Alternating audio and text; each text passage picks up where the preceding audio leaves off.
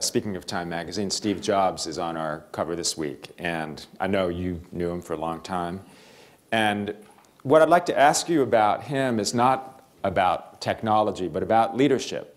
What does Steve Jobs tell us about leadership in the 21st century? Well, first I have to make full disclosure. When my daughter was at Stanford, he got in touch with me and said, "It's hard to travel to see your child when you're president. I got a place out in the country. You and Hillary can stay there and bring Chelsea and her friends there anytime you want to." He gave me a priceless gift, the opportunity to see my child while I was still a very public figure. So I'm highly biased in his favor. Plus, even I can work an iPad and an iPhone. But I had breakfast with him 4 days before the first iPhones came on the market, and he gave me a couple. God, he was like a kid with a new toy.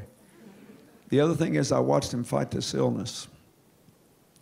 I don't think that his leadership style would work very well for a political leader because you have to be somewhat more inclusive. You don't have the same amount of authority without checks.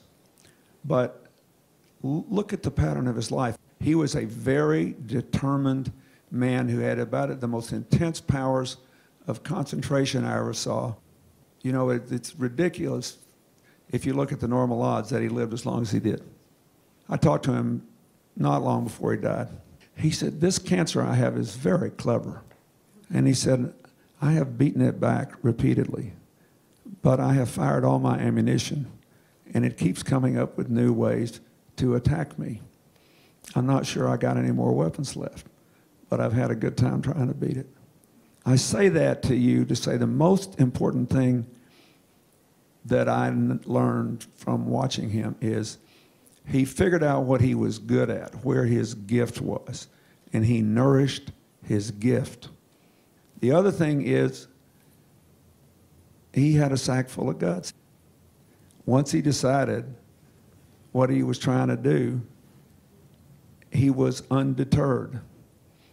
And the way he handled his illness and managed to create space for Apple and all those creative things he did at the end of his life and space for his family, and did it all with courage and deliberation, with absolutely clear-eyed, was a sight to behold. So that's my advice. Nourish your gift and don't quit. Wow.